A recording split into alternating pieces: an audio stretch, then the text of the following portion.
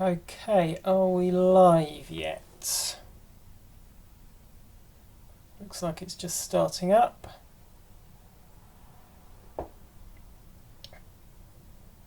Right, welcome. It's another NAudio live Q&A session. It's been a week or so since I did the last one, and there's been a lot of questions come in on Stack Overflow and Codeplex and GitHub in the last week. I've been trying to keep on top of them, but I have got a bit of a backlog, so I'm going to see how many of these I can work through in 20 minutes or so. I'm also trying out yet another different microphone option. I've finally got my new webcam working, and so I'm just going to see whether the built-in audio in the webcam is any good. Let me know in the comments how it sounds if you're watching live. Unfortunately, the broadcasting software I use doesn't make it very easy for me to monitor and actually check how good the audio sounds, so I'm hoping it's all right. Right, so first question, NAudio MP3 frame is null while streaming MP3, and so this person is trying to download MP3 off the network and play it as it comes down. So they're getting a web request and they seem to be loading what they've received into a memory stream, and then they're using MP3 frame load from stream, which is going to try and load audio from that stream, and then using a frame decompressor, decompress it, put it into a buffered wave provider, initialize and play it, and then keep going, adding more and more decompressed frames to the buffer. And so what they're saying is that they end up getting a null back from the frame. So it's trying to load us a frame. And the first explanation for that really is it could just be that it's not recognised an MP3 frame. So if you get a null MP3 frame, then this simply means it could not find an MP3 frame in the input data. So are you sure it's valid MP3 you are passing in? Also, you may want to check out my blog post about playing, streaming MP3. So let's see if I can find that, because I blogged about this several years ago. And streaming MP3. See if that gets it. That's the one.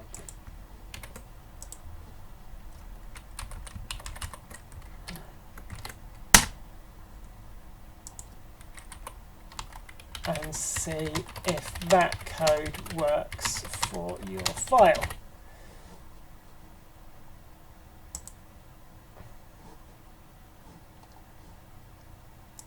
Right, using NAudio for my Game Boy emulator.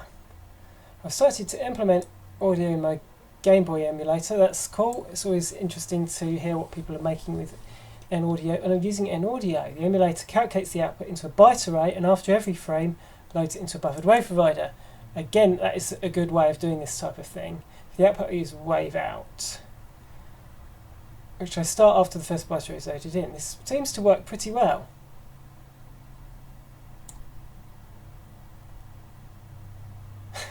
Okay, this is not a great example of a Stack Overflow question. So I'll just say, hi there,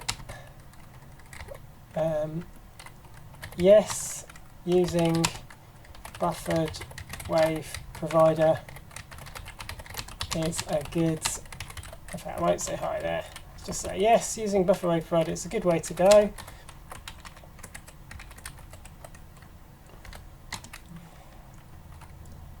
Looks like you are new to Stack Overflow. It is best to ask one question at a time. I'm not even sure what a quadrangular wave actually is. So I suggest asking your quadrangular wave question in a separate question.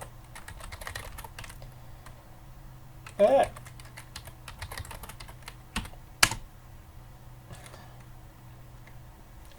don't really know what he's asking there, so I'll just leave it at that. Right, how to store a WAV file in Windows 10 with NAudio. Okay. So the reason WAV file writer. Okay, I should quickly summarise what this question is. This person is saying they want to save WAV files, but WAV file writer isn't available in UWP projects. And the reason WAV file writer isn't available is because there are new file APIs that are very hard to, are not compatible with the old system.io.stream APIs that WAV file writer uses. So is not available in UWP is because you can't use the old file APIs in UWP. So WAV file writer would need to be rewritten. I can't even remember the name of the class in UWP now. To be rewritten to work in UWP. As Tommaso, so there's already an answer here, has pointed out, UWP does actually have the ability to create WAV files using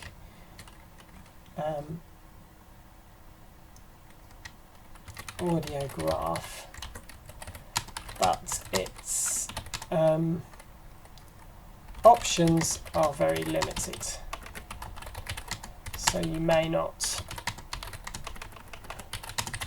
be able to specify the exact sample rate you want. So that is a bit of a pain. I thought 16 kilohertz was there. You might find that audio encoding quality. In fact, let's check that out. Audio encoding quality .low.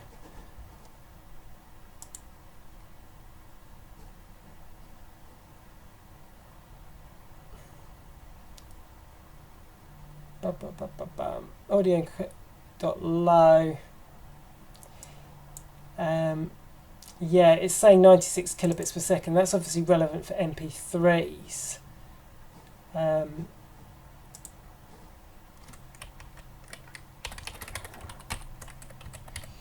Uses a lower sample rate with WAV. I can't remember off the top of my head. Okay. So, there we go.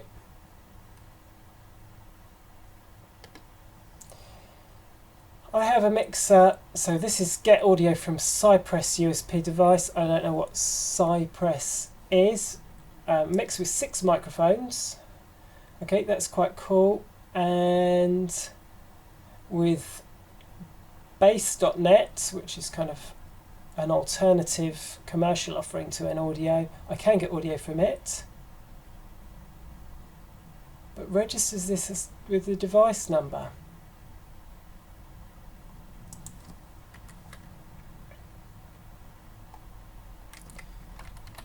Okay, so we need to ask him wave in event.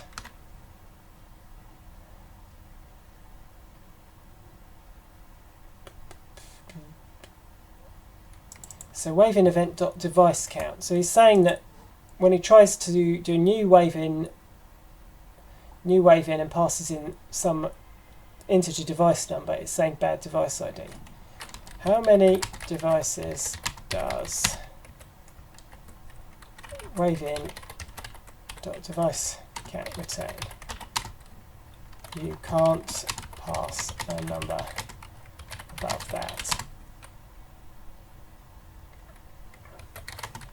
Are you sure Bass.net is using... Well, this isn't really an answer, this is just more questions.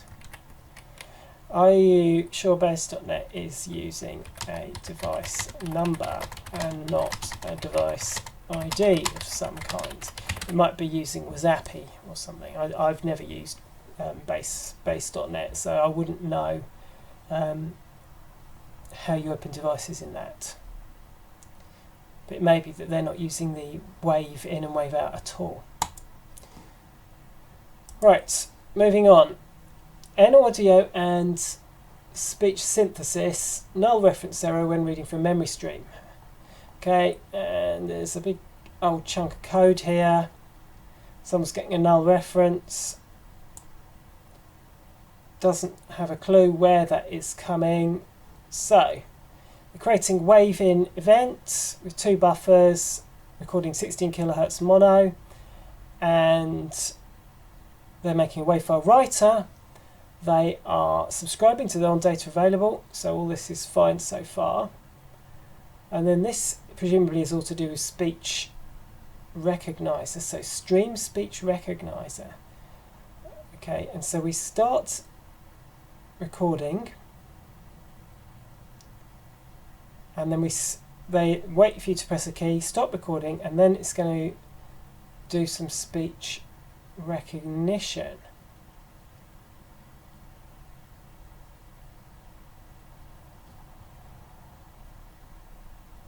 Writer.write. Okay, is this the writer's writing to a memory stream? Okay.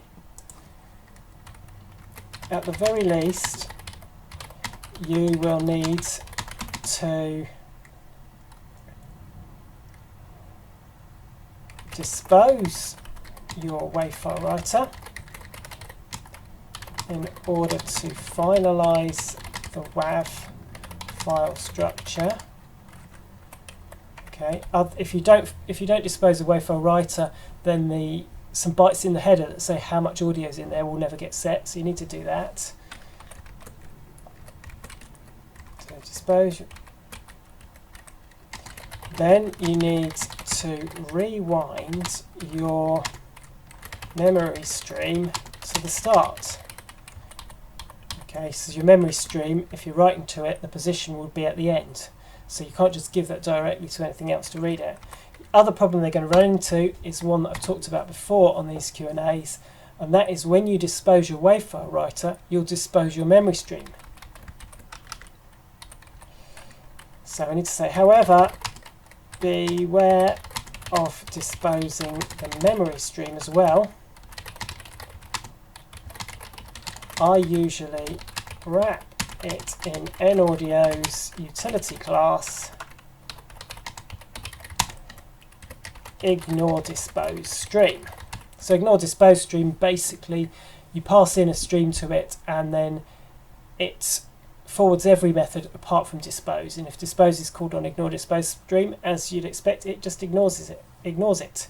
So you can dispose your wave file writer, it won't dispose your memory stream, and then you can reposition before passing it to the speech recognition.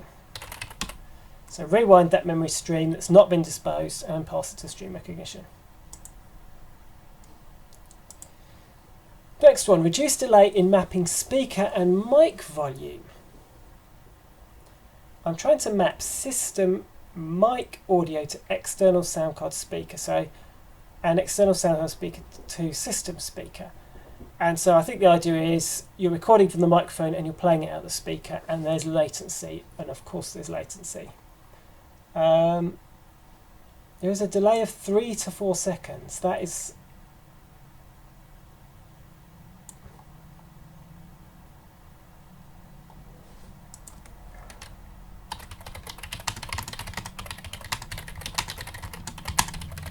latency at the recording and playback stage.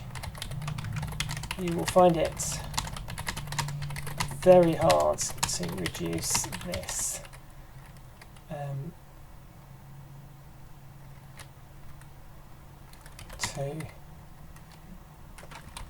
Without to small values, without using something like ASIO. However, all the NAudio APIs allow you to specify buffer sizes, so you can see how low you can go before you get dropouts. And that'll be the issue if you try to reduce the latency too low. You simply find that there isn't enough time for buffers to be filled up before they have to be played, and you start to hear dropouts in the audio.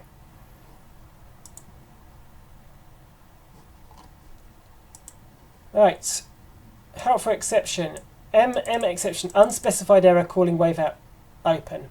Unspecified error is coming from the sound card itself, so there's very little that you can do. So with 48 kilohertz it's working, but when you go for 44.1 it doesn't let you initialize it. Okay, so I'd say it's quite unusual to find a sound card that doesn't let you play 44.1 kilohertz. But this error is coming from your sound card driver.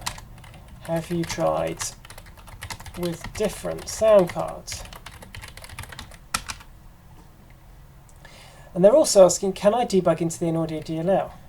You can debug into NAudio DLL by getting the latest code from GitHub, building locally. Let's just link to GitHub. NAudio on GitHub is there.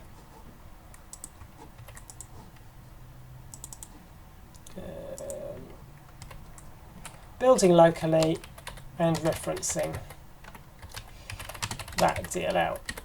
It's a bit of a pain. I believe, I remember some build sessions I watched, Microsoft have got this idea that in your, I can't remember if it's in your project.json, in the new style of projects, you could actually specify that instead of referencing a NuGet package, I'm referencing a folder elsewhere on my local disk, so I can debug directly into that code.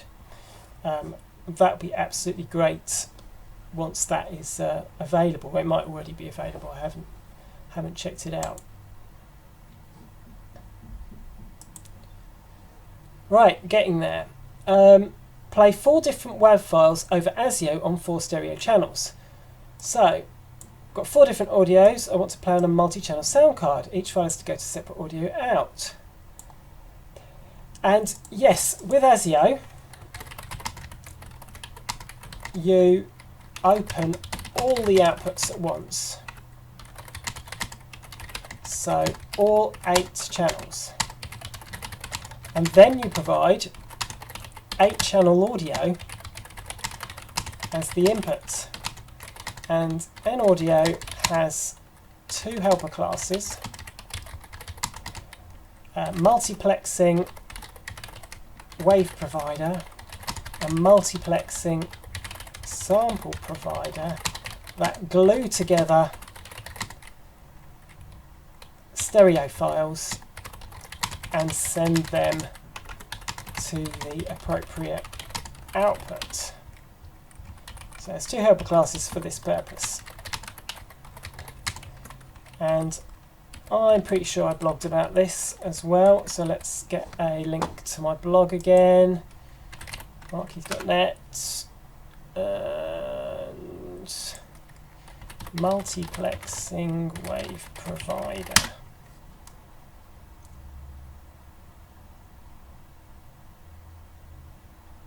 Handling multi-channel audio. Okay, I think that's the blog post I want. Output.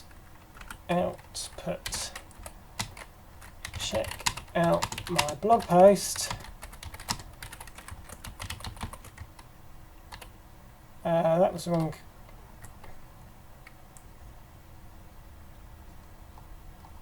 Right. NAudio sound record from multiple inputs and multiple outputs. I'm using NAudio in my application in that I want to record from sound card multiple inputs at the same time. Okay. You can record from sound card inputs with wave in. Glad I'm not recording a Pluralsight course today, because that would be really annoying.